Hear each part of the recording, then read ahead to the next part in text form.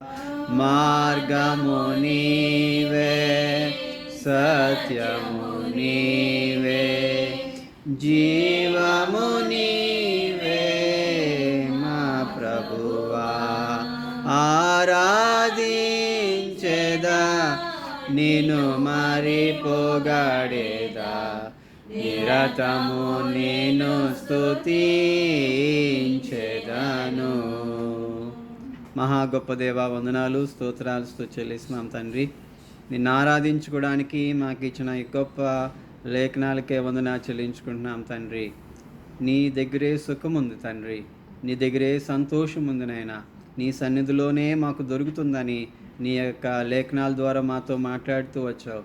నన్ను నా కుటుంబాన్ని ప్రేమించి అయ్యా కృప చూపించి రక్షణ ఇచ్చి అయ్యా బిడ్డలనిచ్చి తండ్రి నువ్వు చేసిన మేలుకై వందనాలు చెల్లించుకుంటూ ఈ దినము నీకు ఏమి ఇవ్వగలను తండ్రి. అయ్యా నేనేమి ఇవ్వలేని స్థితిలో నేనున్నాను తండ్రి. అయ్యా తండ్రి ఈ నా దీన స్తుతి ఆరాధనకి సమర్పించుకుంటూ నా జీవితంలో నువ్వు చేసిన అయ్యా రక్షణకి, నువ్వు ఇచ్చిన రక్షణకే, నువ్వు చేసిన మేలుకే అయ్యా తండ్రి నువ్వు నన్ను కాపాడుతున్నావు, నువ్వు నన్ను ప్రిజర్వ్ చేసిన నీకు వందనాలు చెల్లించుకుంటూ నేను కుళ్ళు పట్టుకునివ్వకుండా అయ్యా తండ్రి నన్ను అయ్యా కాపాడి తండ్రి నా యొక్క శరీరము లోకంలోనికి అయ్యా వెళ్ళకుండా తండ్రి నా యొక్క అయ్యా తండ్రి దేహము అయ్యా తండ్రి దేవా మరి తండ్రి దేవా మరణంలోనికి వెళ్ళకుండా నిత్య జీవంలోనికి వెళ్ళడానికి అయ్యా నువ్వు నాకు ఇచ్చిన రక్షణకై, నువ్వు నాకు ఇచ్చిన నీవు నా కొరకు పంపించిన నీ యొక్క కుమారుడైన యేసుక్రీస్తుకై వందనాలు చెల్లించుకుంటూ ఈ నా స్తుతి ఆరాధనకి సమర్పిస్తున్నాను తండ్రి. మరి దేవుని యొక్క వాక్యాన్ని మరి చదవక ముందు, దేవుని యొక్క వాక్యాన్ని ధ్యానించక మునుపు అందరూ కూడా మనం బైబిల్ని మరి పైకి పెట్టి మరి పఠింప శ్రేష్ఠ గ్రంథము బైబిల్ అని మనం దేవుని స్థానంలో స్తుతిద్దాం. పఠింప శ్రేష్ఠ గ్రంథము బైబిల్, పఠింప శ్రేష్ఠ గ్రంథము బైబిల్, అనుదినం పఠించిన ప్రేమ తోడ నడుపును, ఓ పఠింప శ్రేష్ఠ గ్రంథము బైబిల్.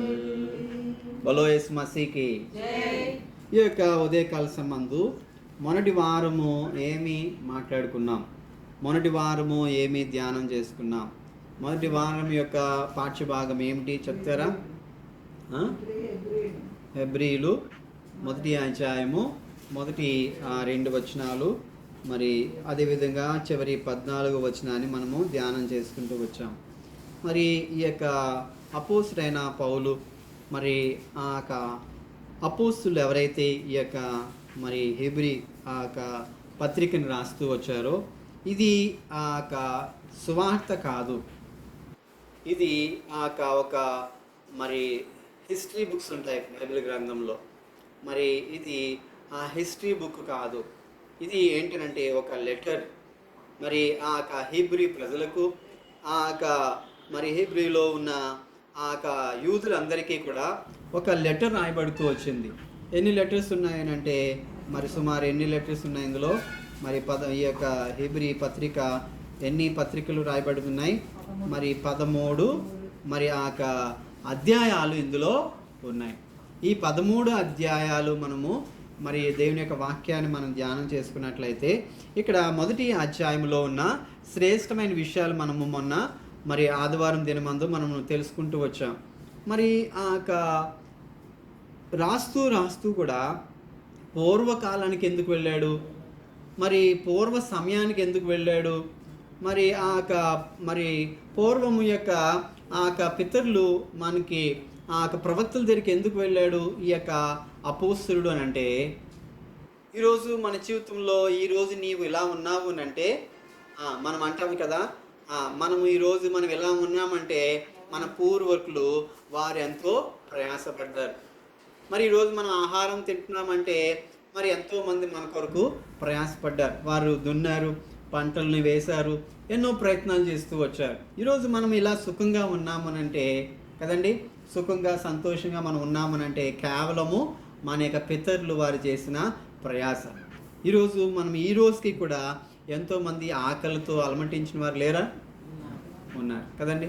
ఎంతోమంది ఈ రోజుకి కూడా ఎలక్ట్రిసిటీ కూడా లేని వారు ఎన్నో దేశాలు, ఎన్నో ప్రాంతాలు ఎన్నో ఉంటూ వచ్చాయి.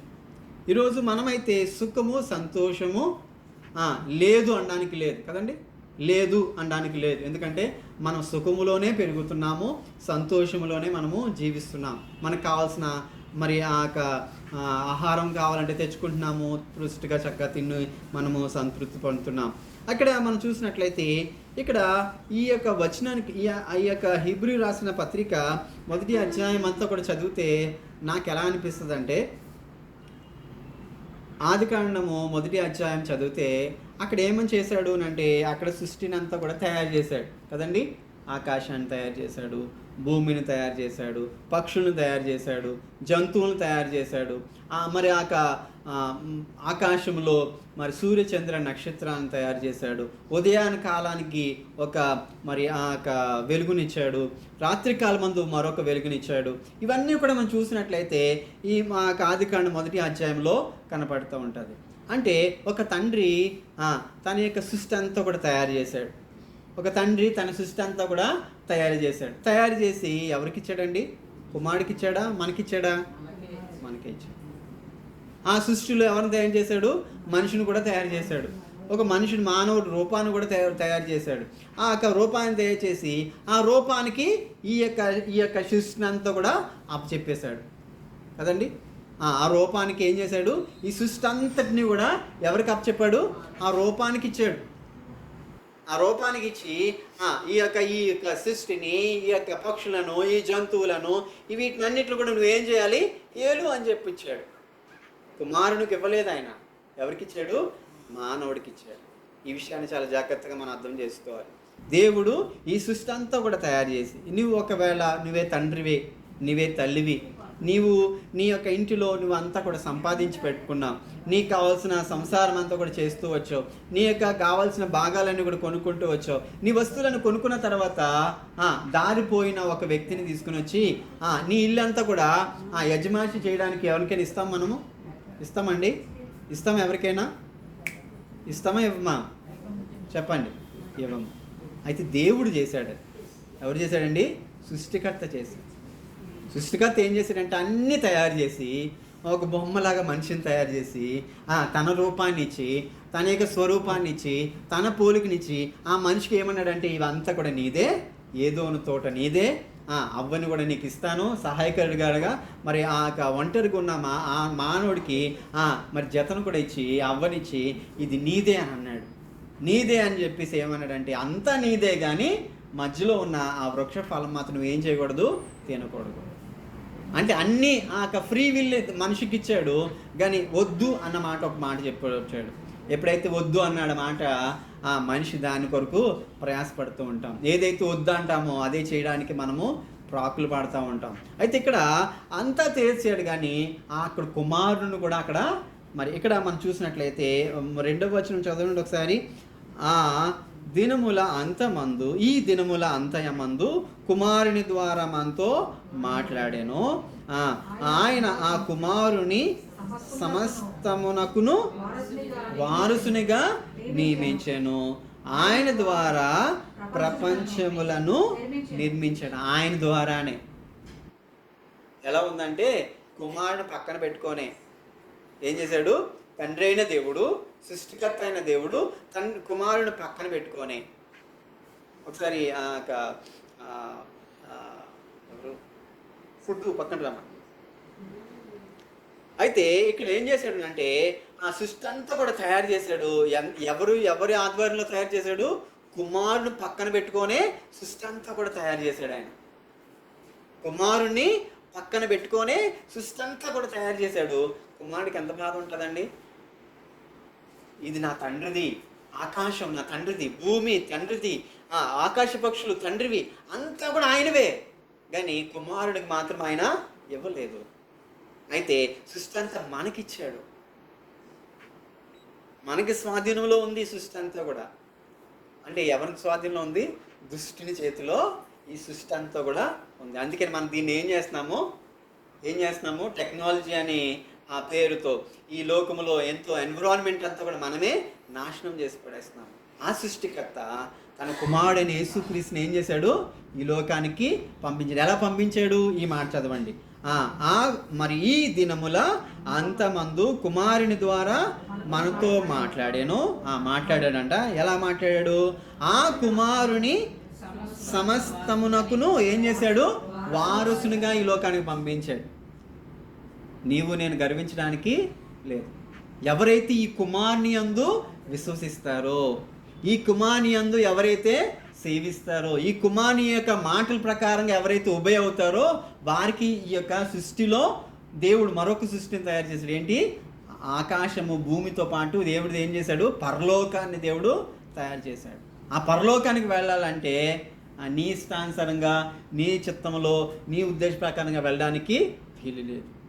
అందుకని కుమారుని పంపించి, కుమారుని ఏం చేశాడంటే ఆయన ఆ కుమారుని సమస్తమునకును వారసునిగా నియమించెను. ఆయన ద్వారా ప్రపంచములు కలిగించాను. ఆ కుమారుడు అక్కడ సృష్టిని చూశాడు, తయారు చేయడంలో ఉన్నాడు. మాట ప్రకారంగా చేసినప్పుడు అంతా కూడా ఆయనే ఉన్నాడు. కానీ కుమారుడు ఏం చేయలేదు. మనం ఈ కుమారుడు గురించి ఆలోచించినప్పుడు మరొక కుమారుడు గుర్తొస్తారు. ఎవరంటే అబ్రహాము తన యొక్క మరి ఆ యొక్క కుమారుడైన ఇస్సాకుని ఎక్కడ తీసుకుని వెళ్ళాడు? బలి అర్పించడానికి తీసుకుని వెళ్ళాడు. ఆ హోరేబు కొండ మీద తీసుకుని వెళ్ళి ఆయన్ని బలి అర్పించడానికి తీసుకుని వెళ్ళాడు. అయితే కుమారుడు అంటాడు, అయ్యా ఏమున్నాయి? కట్లున్నాయి, నొప్పి ఉంది, ఇంకేమున్నాయి? కావాల్సినవన్నీ కూడా ఉన్నాయి, కానీ ఏం లేదంటున్నాడు. గొర్రె పిల్ల లేదయ్యా అంటే దేవుడే చూసుకుంటాడు. అయితే అక్కడ కూడా మేము చూసినట్లయితే కుమారుడు అలాగే ఉన్నాడు. ఏమీ కూడా కట్టేశాడు, అయినా మాట్లాడట్లేదు. కత్తి ఎప్పుడైతే పైకి ఎత్తాడు, వెంటనే దేవుని యొక్క స్వరము వినపడుతూ వచ్చింది, ఈయన ఈ కుమారుడు. మరి ఇగో మరి అక్కడ నీ కుమారుని మీద నీవు వేయొద్దని చెప్పాడు. ఇక్కడ మనం చూసినట్లయితే దేవుని యొక్క వాక్య భాగంలో కుమారుడు ఎవరునంటే, ఈ కుమారుడు ఎవరండి? మనకి దేవుడు ఇచ్చేశాడు. ఏంటి? అన్ని అధికారాలు ఇచ్చాడు, కానీ కుమారుని ఎందుకు పంపించాడు? ఈ మాట చూస్తే వారసునిగా ఈ లోకానికి పంపించాడు. ఎవరు ఈ కుమారుడు? యేసు క్రీస్తుని ఈ లోకానికి ఎలా పంపించాడు? వారసునిగా పంపించాడు. అయితే నీవు నేను చేసే పనులు అన్నీ కూడా ఆగిపోతూ వచ్చాయి. నీ ఇష్టాలు నా ఇష్టాలు ఆగిపోతూ వచ్చాయి. నీ చిత్తము నా చిత్తము ఆగిపోతూ వచ్చింది. మనము దుష్టులుగా ఈ లోకం అంతా కూడా చెడుపుతూ వచ్చాము. అయితే నీవు నేను ఎవరిని నమ్మాలి? తండ్రి అయిన దేవుడు సృష్టికర్త. ఆయన ఎవరిని పంపించాడు ఈ లోకానికి? కుమారుని పంపించాడు. కాబట్టి కుమారుని ద్వారా, అందుకని వెళ్ళిపుచ్చాను. యోహాను సువార్త 3వ అధ్యాయము 16వ వచనంలో మనకి ఒక భాగం ఉంది కదా. ఏ భాగం ఉంది? యోహాను సువార్త 3వ అధ్యాయంలో ఏం చేయాలంటే మనము కుమారుని యందు మనం ఏం చేయాలో ఇక్కడ రాయబడుతూ వచ్చింది. 16 చదువుదామా? దేవుడు లోకమును ఎంతో ప్రేమించెను, కాగా ఆయన తన అద్వితీయ కుమారునిగా పుట్టిన వాని యందు విశ్వసించు ప్రతివాడును నశింపక నిత్య జీవము పొందినట్లు ఆయనను అనుగ్రహించాడు. నువ్వేం చేయాలంటే ఈ కుమారుని యందు ఏం చేయాలి? విశ్వసించాలి. తప్పదు. నీ యొక్క మాటలు, నీ చేతలు, నీ ఇష్టాలన్నీ కూడా సరిపెట్టండి అని చెప్పి దేవుడు కుమారుని పంపించి, ఆ కుమారుని ద్వారా నువ్వేం చేయాలని రాయబడి ఉంది ఇక్కడ? విశ్వసించు ప్రతివాడును అద్వితీయ కుమారుడు. ఎవరైనా అద్వితీయ కుమారునిగా పుట్టిన వాని అందు నువ్వు నేను ఏం చేయాలని విశ్వసించాలి. తర్వాత ప్రతివాడును నశింపక నిత్య జీవము పొందినట్లు ఆయనను అనుగ్రహించాడు. నీవేమైపోవడానికి వచ్చావు? మనం చెప్తూ వచ్చాము, మనం ఎవరమండి? ఈ లోకం దేవుడు మనకు చేతికిచ్చాడు. మనం ఏమైపోయామో? దుష్టులం అయిపోయాము. ఈ లోకాన్ని దోచుకుంటున్నాము. ఇది నాది అని అనుకుంటున్నాం కదండి. ఏమనుకున్నాము? ఈ యొక్క భూమి నాది, ఈ యొక్క సృష్టి నాది, ఈ చెట్టు నాది, ఈ యొక్క మొక్క నాది, ఈ ఫలము నాది. నీది కాదు. దేవుడు కుమారుని పంపించాడు కాబట్టి ఈ సృష్టి అంతా కూడా ఎవరిదండి? ఎవరి స్వాధీనంలో ఉంది? వారసుని చేతిలో ఉంది. అందుకని ఈ యొక్క వారసుడు ఎవరినంటే మరి ఆయన యందు విశ్వసించినట్లయితే నీకేం కలుగుతుంది? నువ్వు నశించిపోతావు. నీది నాది నాది నాది అని అనుకుంటే ఏమైపోతావు? నువ్వు నాశనానికి వెళ్ళిపోతావు. అందుకే నేను కుమారుని యందు నువ్వు ఏం చేయాలని ఇక్కడ రాయబడిందంటే మరి ఆ నశింపక నిత్య జీవం పొందినట్లు ఆయనను, మరి కుమారుడిని మరి నిత్య జీవం పొందడానికి నీవు నేను మరి యేసుక్రీస్తుని లోకానికి పంపించాడు. ఇక్కడ యేసుక్రీస్తు వారు ఎవరు? మొన్న 3-4 చదువుతూ వచ్చాము కదా. ఏంటంటే ఆయన దేవుని మహిమ యొక్క తేజస్సు అయి ఉన్నాడు. ఈ కుమారుడు ఎవరండి? వారసుడు. చెప్పండి, వారసుడు. తర్వాత ఈ కుమారుడు ఎవరు? దేవుని మహిమ యొక్క తేజస్సు. మొట్టమొదటిగా వారసుడు, రెండవది ఏంటి? దేవుని మహిమ యొక్క తేజస్సు అయి ఉన్నాడు కుమారుడు. తర్వాత ఆయన తత్వం యొక్క మూర్తి మంతమునై ఉండి తన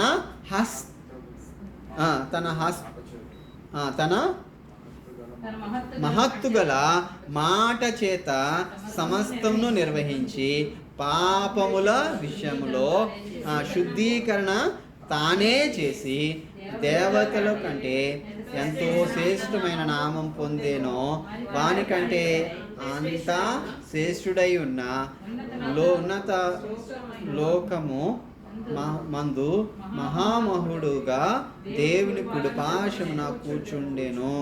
ఇప్పుడు ఎక్కడున్నాడు ఆయన? ఈ కుమారుడు ఎక్కడున్నాడు? తండ్రి కుడిపార్శ్వమున కూర్చున్నాడు. ఇంకొక ప్రత్యేకమైన విషయాలు ఉన్నాయి. ఈ కుమారుడు ఎందుకు వచ్చాడు? మనందరి పాపాలని మనకి అక్కడ రాస్తూ వచ్చాము కదా. ఏమని రాయబడింది? పాపముల విషయంలో శుద్ధీకరణ ఎవరు చేశాడు? ఎవరు చేయలేకపోయారు. కోడులు చేస్తూ వచ్చాయా? గొర్రెల వల్ల జరుగుతూ వచ్చిందా? దేని వల్ల జరుగుతూ వచ్చింది? కోడుల వల్ల కానీ గొర్రెల వల్ల కానీ ఇదేది కూడా రక్షణ కలగదు. అందుకని తానే చేశాడు. ఎవరూ చేయలేకపోయారు. ఎవరు చేయగలిగారండి? కుమారుడే చేయగలుగుతూ. అయితే కుమారుడు ఆయనే వారసుడు. కుమారుడు దేవుని యొక్క తేజస్సు, మహిమ యొక్క తేజస్సు. కుమారుడు తత్వము యొక్క మూర్తి మంతమునై ఉండి మరి మహత్తు గల మాటలు ఆయనకి ఎలా ఉన్నాయండి? యేసుక్రీస్తు సువార్త చెప్పినప్పుడు, యేసుక్రీస్తు ఆయన ఉపమానాలు చెప్పినప్పుడు, యేసుక్రీస్తు వారు అద్భుతాలు చేసినప్పుడు ఆయన మాట ఎలాగుంది? మహత్తు గల మాటల చేత సమస్తమును కూడా నిర్వహించాడు. అయితే దేవుడు సృష్టికర్త ఎవరి చేతికి ఇచ్చేసాడు? అన్నీ కూడా కుమారుని చేతిలోకి ఇచ్చేసాడు. అయితే కుమారుని చేతిలోకి ఇచ్చి ఆయన పాపం విషయంలో ఏం చేశాడు? ఆయనే శుద్ధి చేశాడు. ఈ కోడెల వల్ల గొర్రెల వల్ల పాపము శుద్ధి కలగట్లేదు. తనకు తానే ప్రాణాన్ని మరి పణంగా పెట్టి నీ కొరకు నా కొరకు ఆయన మరణించి తిరిగి లేచాడు. ఇంకా దేవతల కంటే ఎంత శ్రేష్టమైన నామం. ఆయన నామం ఏంటండి? శ్రేష్టమైన నామం. అన్ని నామముల కన్నా పైనామం. అన్ని నామముల కన్నా పైనామం. ఈరోజు ఏ నామము కూడా ఆయనకి మించి, అంటే కుమారునికి మించిన నామము ఈ లోకములో లేదు. ఎందుకంటే కుమారుని పంపించేశాడు కాబట్టి ఇంకా నీవు నేను మాట్లాడుకున్న మాటలు అన్నీ కూడా డొల్లా. అయితే కుమారుని ద్వారా మనము రక్షణ పొందుతాం. కుమారుని ద్వారా మనం ఎక్కడికి వెళ్తాము? పరలోకానికి. అందుకని దేవుని యొక్క వాక్యం చదివిస్తుంది. ఏమంటుంది? నేనే మార్గము సత్యము జీవమునై ఉన్నాను. ఆయనే మార్గము సత్యము జీవం ఆయనే. ఆయన ద్వారా తప్ప నీ ప్రయాస, నీ యొక్క ఆలోచనలు, నీ తలంపుల వల్ల నువ్వు పరలోక రాజ్యానికి అసలు పోవు. ఎవరి ద్వారా పోతావంటే మరి కుమారుడి ద్వారా నీవు పోతావు. కుమారుని ద్వారానే నీకు రక్షణ కలుగుతుంది. అందుకని ఇక్కడ పాపం విషయంలో ఏం చేశాడు ఆయన? ఈ కుమారుడు ఏం చేశాడు? పాపం విషయంలో ఏం చేశాడు? శుద్ధీకరణ తానే చేసి దేవతల కంటే ఎంతో శ్రేష్టమైన నామము పొందెనో వారికంటే అంత శ్రేష్ఠుడై తన ఉన్నత లోకమందు మహామహుడుగా దేవుని కుడిపార్శ్వమున ఆయన దేవుని కుడిపార్శ్వమున కూర్చుండే దేవుడే ఉన్నాడు. నీవు నేను కూర్చోగలమా దేవుని పక్కన? దేవుని పక్కన మనం కూర్చోగలమా? ఒకానొక టైంలో మరి కొత్త నిబంధనలోనే ఒక తల్లి జెబెదయి తల్లి ఏం చేసింది? అయ్యా ఇదిగో నా 2 కుమారులు, నీ కుడి పక్కన ఒకరు నీ ఎడం పక్కన ఒకరిని కూర్చోబెట్టు అంటే ఇక్కడ ఏమన్నాడు? తండ్రి ఇష్టమై ఉంది, తండ్రి చేతిలో ఉంది నీవు నేను ఎక్కడ కూర్చోవాలి, ఎక్కడ నుంచోవాలి. అయితే మనము కూడా కుమారుడి ద్వారా మనం ఏం చేయబడాలి అంటే రక్షణ పొందాలి. తర్వాత అనగా నీవు నా కుమారుడవు, నేను నేడు నిన్ను కని ఉన్నాను అనియు ఇదియుగాక నేను ఆయనకు తండ్రినై ఉందును, ఆయన నా కుమారుడై ఉన్నాను అని ఆ దూతలతో ఎవనితోనైనాను ఎప్పుడైనాను చెప్పిన. మరియు ఆయన